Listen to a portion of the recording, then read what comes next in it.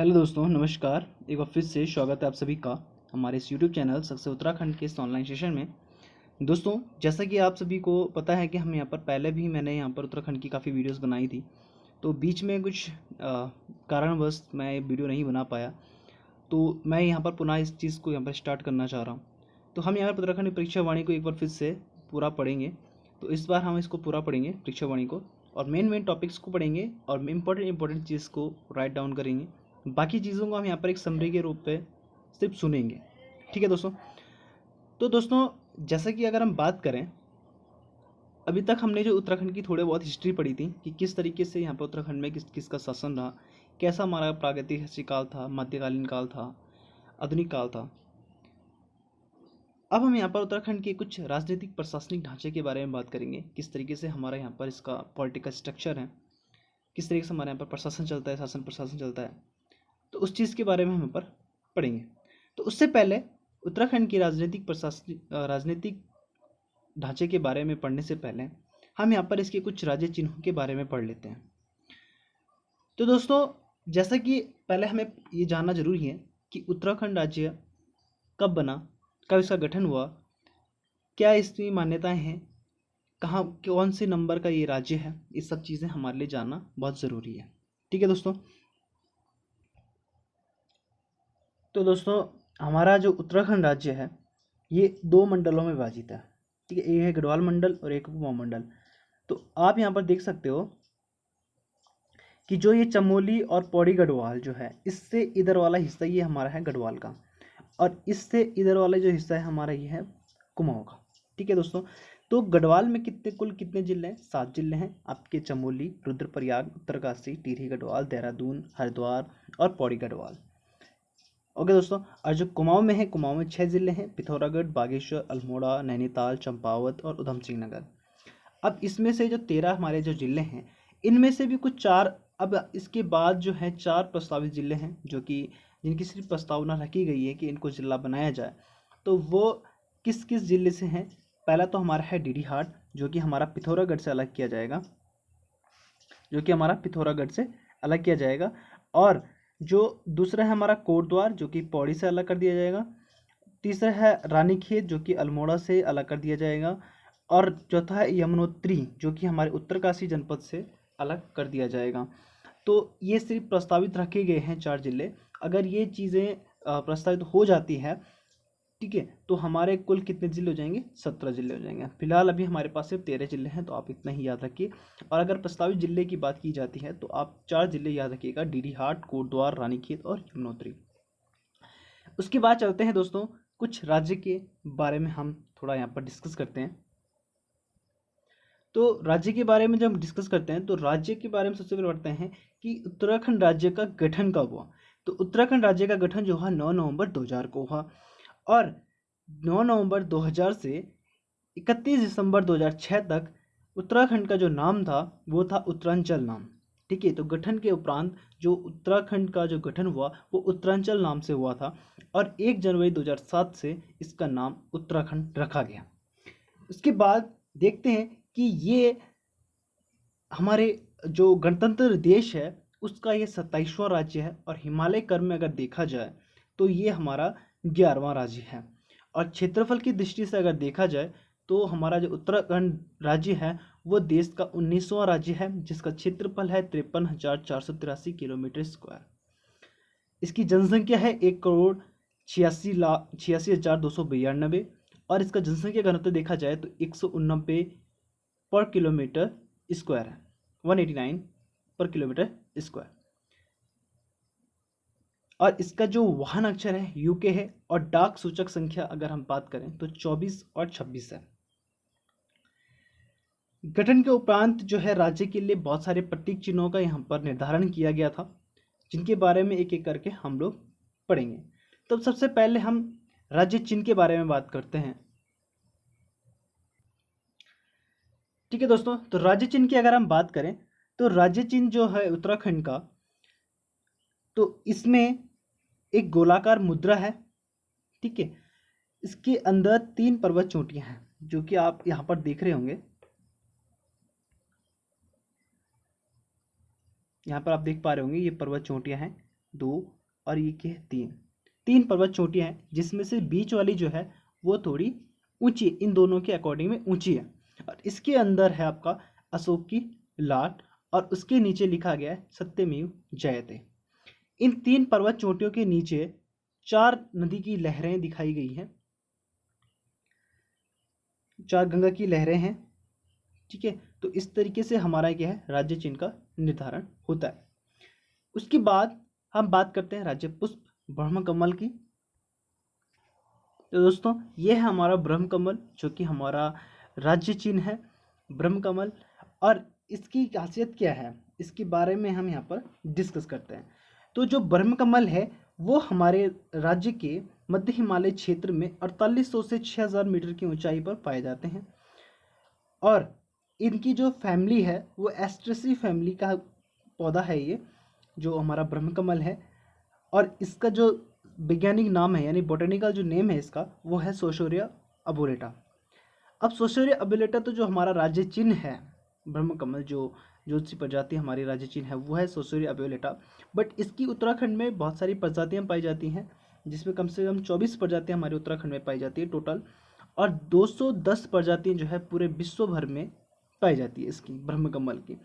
तो हम उत्तराखंड की अगर बात करें तो उसमें से कुछ इम्पोर्टेंट जो हमारी स्पीसीज़ है उस चीज़ को हमें याद रखना है, जिसमें से आपको याद रखना है सोशोरिया ग्रामिनिफोलिया, सोशोरिया लप्पा, सोशोरिया शिमोसोनिया, सोशोरिया ग्रासोफिफोरा। जो सोशोरिया ग्रामिनिफोलिया है उसको हम फेन कमल भी कहते हैं, और जो हमारा सोशोरिया ग्रासिफिफोरा है उसको हम कस्तूरा कमल भी कहते हैं। और ब्रह्म कमल तो हम किसको कहते हैं, सोशोरिया अबोलेटा को।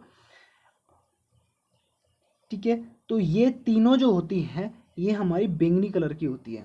आप इसमें भी देख रहे होंगे हल्का हल्का बैंगनी कलर का है फूल में, आप देख सकते हो अच्छे से।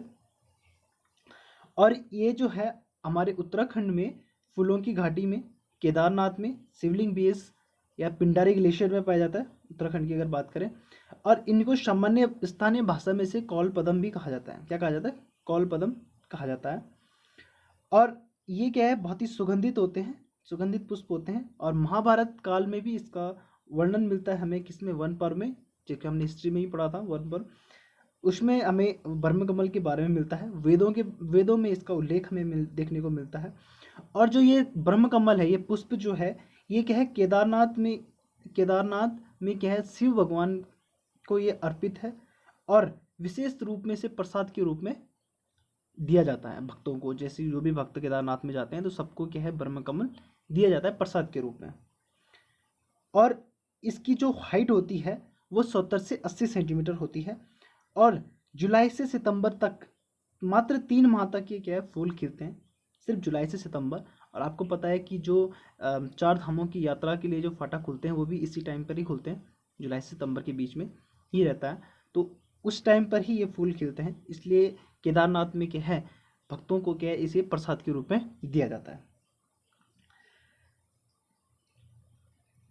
अब हम बात करते हैं राज्य पक्षी की। तो हमारा राज्य पक्षी जो है वो है मोनाल।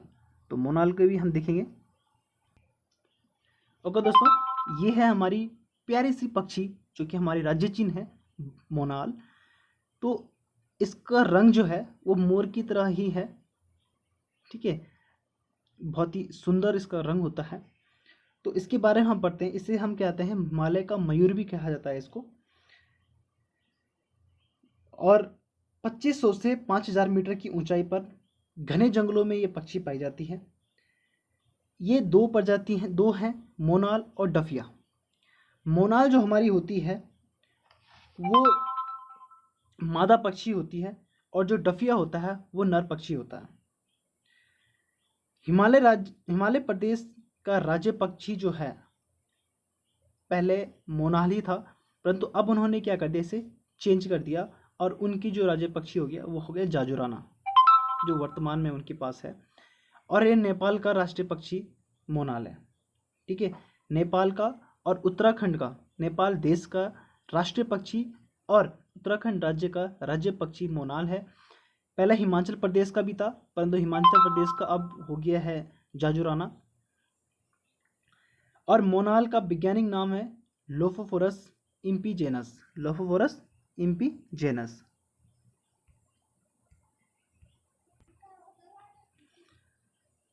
ओके, क्या है मोनाल का जो जूलॉजिकल नेम है वो क्या है, लोफोफोरस इम्पीजेनस। तो इसकी कुछ यहाँ पर प्रजातियाँ और भी पाई जाती है, जैसे इपेलेस, स्केलेटरी, ल्यूरी, ल्यूफोफोरेसेंस आदि। इसकी कुछ 4 मुख्य प्रजातियाँ यहाँ पर पाई जाती है, जिसमें इपेलेस, स्केलेटरी, ल्यूरी और ल्यूफोफोरेसेंस। ठीक है, तो ये आपको 4 प्रजातियाँ याद रखनी है जो इम्पोर्टेंट है। बाकी जो मोनाल का जो नाम है, साइंटिफिक नेम है लोफोरस इम्पीजेनस। उत्तराखंड, कश्मीर, असम, नेपाल में स्थानीय भाषा में से क्या मनियाल या मुनाल कहा जाता है। तो यहाँ पर ये पाई जाती है, तो यहाँ पर इसको स्थानीय भाषा में मुनियाल कहा जाता है या मुनाल कहा जाता है। ये नीले, काले, हरे आदि रंगों का मिश्रण है। तो जैसा कि आप फोटो में देख पा रहे होंगे, तो ये काला रंग का भी है, नीले रंग का भी है और पीले रंग का भी है, लाल रंग का भी है। मतलब इसमें क्या है, बहुत सारे रंगों का मिश्रण है। ठीक है, इसीलिए ये क्या है, कुछ स्पेशल है, इसलिए इसे हमारा राज्य पक्षी घोषित किया गया। तो मोर की तरह इसके नर के सिर पर रंगील कलगी होती है। तो जो नर होता है उसके ऊपर एक कलगी होती है सर के ऊपर, जैसे कि आप इसके ऊपर देख रहे होंगे। ठीक है, यह पक्षी अपना घोंसला नहीं बनाती है, अपितु किसी चट्टान पर क्या करती है, चट्टान या किसी पेड़ के छिद्र में क्या करते हैं, अंडे देती है। कहाँ देती है, पहाड़ों पर, चट्टानों पर अंडे देती है। ठीक है, इसका जो भोजन होता है वो सबसे प्रिय भोजन जो इसका होता है, ये कीड़े मकोड़ों को खाती है। आलू इसका बहुत प्रिय भोजन होता है, आलू को ये बहुत खाती है और इसमें आलू विशेष प्रिय है। और आलू की फसल का तो ये बहुत ही ज़्यादा नुकसान करती है। मांस और खाल के लिए मोनाल का शिकार अधिक किया जाता है, इसलिए इसकी संख्या जो है दिन पर दिन घटती जा रही है। ये तो था मोनाल के बारे में। तो मोनाल के बारे में आपको क्या याद रखना है, लोफोवरस इम्पीजिनस इसका जो साइंटिफिक नेम है, और सामान्य भाषा में इसे यहाँ पर मोनाल और मुनियाल कहा जाता है। ठीक है, ये विभिन्न प्रकार के रंगों का मिश्रण होती है ये पक्षी, एक चीज़ आपने याद रखनी है। और इसे हिमालय का मयूर भी कहा जाता है। और उत्तराखंड के साथ साथ ये नेपाल का भी राष्ट्रीय पक्षी है। ठीक है, ये चीज़ आपने यहाँ पर याद रखनी है। और इसकी कुछ इंपॉर्टेंट प्रजातियाँ जो मैंने आपको बताई, इपेलेस, स्केलेटरी, ल्यूरी और ल्यूफोफोरसेंस। ठीक है, तो ये चीज़ आपको याद रखनी है, बाकी इसमें इंपॉर्टेंट नहीं है ज़्यादा। और राज्य पुष्प के बारे में हमने ब्रह्म कमल के बारे में बात की थी, तो ब्रह्म कमल का आपको बॉटनिकल नेम याद रखना है। ठीक है, सोसूरिया अबोलेटा। और कुछ प्रजातियां मैंने यहाँ पे बताई थी, सोसूरिया ग्रामिनीफोलिया, सोसूरिया लप्पा, सोसूरिया सिमिसोनिया और सोसूरिया ग्रासिफिफोरा। ठीक है, तो ये चीज़ आपको थोड़ा यहाँ पर याद रखनी है। अब आगे बढ़ते हैं हम राज्य पशु की ओर। ओके दोस्तों, अब बात करते हैं हम राज्य पशु की। तो हमारा जो राज्य पशु होता है वो है हमारा कस्तूरी मृग। जैसे कि आप यहाँ पर भी इमेज में देख रहे होंगे, इस तरीके का होता है कस्तूरी मृग। और ये उत्तराखंड के वनांचल यानी हिम शिखरों में पाया जाता है। 3600 से 4400 की मीटर की ऊंचाई पर यह पाया जाता है कस्तूरी मृग। और यह केदारनाथ, फूलों की घाटी, उत्तरकाशी, पिथौरागढ़ के 2 से 5000 मीटर की ऊंचाई पर स्थित जंगलों में पाया जाता है। यहाँ इस मृग की 4 प्रजातियां पाई जाती हैं, जो कि बहुत ही इंपॉर्टेंट है। और धातव्य जो उत्तराखंड के कश्मीर, हिमाचल प्रदेश, सिक्किम आदि राज्यों में भी क्या है, कस्तूरी मृग हमारा पाया जाता है। इसका जो साइंटिफिक नेम है वह है मास्कस क्राइसोगास्टर, और इसे हिमालयन मस्क डियर भी कहा जाता है। इसका रंग जो होता है भूरा होता है और काला पीला धब्बे इसमें होते हैं। तो आप देख रहे होंगे इस तरीके से काले पीले धब्बे इसमें होते हैं, आप इमेज में देख सकते हो। और इसका रंग भूरा होता है, आप देख सकते हो भूरा रंग होता है। और इसकी जो ऊंचाई होती है वो 20 इंच का वजन इसका होता है, 10 से 20 किलोग्राम का होता है। ठीक है, और इनकी जो घ्राण और श्रवण शक्ति होती है, सुनने की जो इनकी शक्ति होती है वो बहुत ही ज़्यादा होती है। आत्मरक्षा, अपनी सेल्फ की रक्षा के लिए इसमें 2 चीज़ विशेष होती है। एक चीज़ विशेष होती है, इसमें 2 बड़े बड़े दांत होते हैं जो कि बाहर की ओर निकले होते हैं। आप इसकी देख सकते हो मुंह से जो 2 दांत हैं वो बाहर की ओर बहुत लंबे लंबे होते हैं और बाहर की ओर निकले होते हैं। तो ये इनकी रक्षा के लिए होते हैं, कभी भी इन पर अगर आक्रमण हो गया तो अपनी रक्षा कर सकते हैं दांतों को उन पर चुबा के। ठीक है, जो इनकी मादा जो इसमें होती है कस्तूरी मृग में, उनका 6 माह का इसमें क्या गर्भधारण होता है और यह एक मृग को जन्म देती है। सिर्फ एक ही मृग को जन्म दे पाती है एक बार में। और जो कस्तूरी की जब हम बात करते हैं तो कस्तूरी केवल नर नर नर मृग में ही पाया जाता है, जिसका 1 वर्ष से अधिक आयु के मृग में जननांग में समीप स्थित हो जाता है। मतलब जब 1 साल का जब मृग हो जाता है तो उसके बाद उसके शरीर में कस्तूरी बनना शुरू हो जाता है। तो ये एक इसके नाभि के पास एक गांठनुमा थैली होती है, उसमें हमारा क्या है कस्तूरी पाया जाता है। तो एक बार में 30 से 45 ग्राम कस्तूरी प्राप्त की जा सकती है किसी भी मृग से। और इसकी जो है बहुत ही अद्वितीय सुगंध होती है, मतलब बहुत ही अच्छी इसकी सुगंध होती है। ये एक जटिल प्राकृतिक रसायन है जिसका हम प्रयोग दमा, निमोनिया, हृदय रोग, टाइफाइड, मिर्गी, ब्रांक्यूरिस ऐसी बीमारियों में इसकी क्या है औषधि के रूप में इसकी कस्तूरी का उपयोग किया जाता है।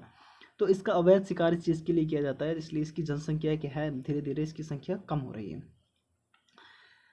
1972 में इसके लिए एक विशेष संवर्धन और संरक्षण के लिए प्रयास किए गए।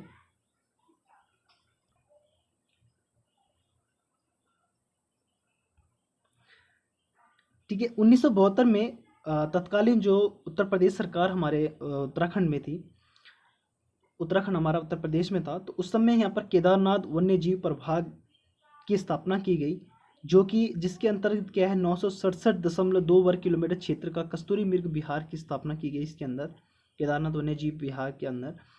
और 1977 में महरूड़ी कस्तूरी मृग अनुसंधान केंद्र की स्थापना की गई। 1986 में इसके संरक्षण के लिए अस्कोट अभयारण्य की स्थापना की गई, जहाँ पर कस्तूरी मृग पाए जाते हैं। और 1982 में चमोली जिले के कांचुला खर्क में एक कस्तूरी मृग प्रजनन एवं संरक्षण केंद्र की भी स्थापना की गई। और राज्य की वन्य जीव गणना 2005 के अनुसार कस्तूरी मृग की जो संख्या थी वो 274 2003 में थी, और उससे बढ़कर ये अब 2005 में 279 हो गई थी। किस कारण? जब इसका संरक्षण किया गया, इतने सारे केंद्र बनाए गए, आपका कौन सा कस्तूरी मृग विहार, महरूड़ी कस्तूरी मृग अनुसंधान केंद्र, अस्कोट अभयारण्य और कस्तूरी मृग प्रजनन एवं संरक्षण केंद्र बनाया गया। तो ये थे हमारे कस्तूरी मृग के बारे में। तो आपने यहाँ पर इम्पोर्टेंट याद रखना है कि कस्तूरी मृग का जो साइंटिफिक नेम है वो है मास्कस क्राइसोगास्टर, और इसे हिमालयन मस्क डियर भी कहा जाता है। ये 3600 से 4400 मीटर की ऊंचाई पर पाया जाता है। इस एक कस्तूरी से एक बारी में 30 से 45 ग्राम कस्तूरी प्राप्त की जा सकती है, और हर 3 वर्ष के अंतराल में कस्तूरी से प्राप्त की जाती है। ये एक जो कस्तूरी है वो एक प्राकृतिक रसायन संगठन है, और इसकी बहुत ही अच्छी सुगंध होती है, जिसका उपयोग हम दमा, निमोनिया, हृदय रोग, टाइफाइड, मिर्गी, ब्रोंकायूरिस आदि के रोग में इसका प्रयोग किया जाता है। और 1972 में इसके संरक्षण के लिए बहुत सारे प्रयास किए गए, जिसमें केदारनाथ वन्य जीव प्रभाग में 967.2 वर्ग किलोमीटर के क्षेत्रफल पर कस्तूरी मृग विहार की स्थापना की गई। 1977 में इसके संरक्षण के लिए महरूड़ी कस्तूरी मृग अनुसंधान केंद्र की स्थापना की गई। 1986 में अस्कोट अभयारण्य की स्थापना की गई। 1982 में कांचुला खर्क में कस्तूरी मृग प्रजनन एवं संरक्षण केंद्र की स्थापना की गई। तो ये चीज़, ये प्रयास इनके संरक्षण के लिए किया गया। तो ये चीज़ आपको यहाँ पर याद रखनी जो इम्पोर्टेंट है। आगे हम बात करते हैं राज्य वृक्ष के बारे में, तो इसको भी हम देख लेते हैं इसमें। ओके दोस्तों, अगला जो हमारा है वो है राज्य वृक्ष। तो हमारा राज्य वृक्ष, उत्तराखंड का जो राज्य वृक्ष है वो है बुरांस। तो आप देख सकते हैं इसके खिलखिलाते पुष्प को, कितने सुंदर इसके पुष्प होते हैं बुरांस के। तो ये जो बुरांस है ये बसंत के मौसम में रंग बिरंगे फूलों के साथ बहुत ही प्राकृतिक सौंदर्य को हमारा निरूपित करता है, बहुत ही सुंदर हमारी प्रकृति को दिखाता है बुरांस। इसका जो बॉटनिकल नेम है रोडोडेंड्रॉन आर्बोरियम है, और ये एक पर्वतीय वृक्ष है, सिर्फ पर्वत में ही, मतलब पहाड़ी क्षेत्रों में ही ये पाए जाते हैं। 1500 से 4000 मीटर की ऊंचाई पर मिलने वाले इस बुरांस को चरक लाल होता है, ये आप देख सकते हो कितना लाल है। और 11000 फुट की ऊंचाई पर यह सफ़ेद रंग के बुरांस भी पाए जाते हैं। और बुरांस के फूल मकर संक्रांति के बाद गर्मी में बढ़ने के साथ साथ धीरे धीरे इनका खिलना शुरू होता है और बैसाखी तक ये पूरी तरीके से खिल जाते हैं। और इनका औषधीय उपयोग बहुत ही ज़्यादा होता है, औषधि के रूप में भी इसका बहुत प्रयोग किया जाता है।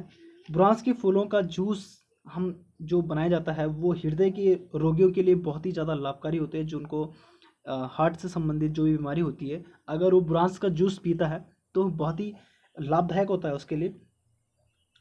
और इसके फूलों से रंग भी बनाया जाता है, लाल रंग बनाया जाता है। और ये जो बुरांस के वृक्ष होते हैं इनकी हाइट ज़्यादा नहीं होती है, 20 से 25 फीट की इनकी हाइट होती है। और इनकी लकड़ी जो होती है बहुत ही मुलायम होती है। और इसका ज़्यादातर उपयोग हम जो है ईंधन के रूप में इसका किया जाता है। इसके पत्ते मोटे मोटे होते हैं और इनकी खाद भी बनाई जाती है।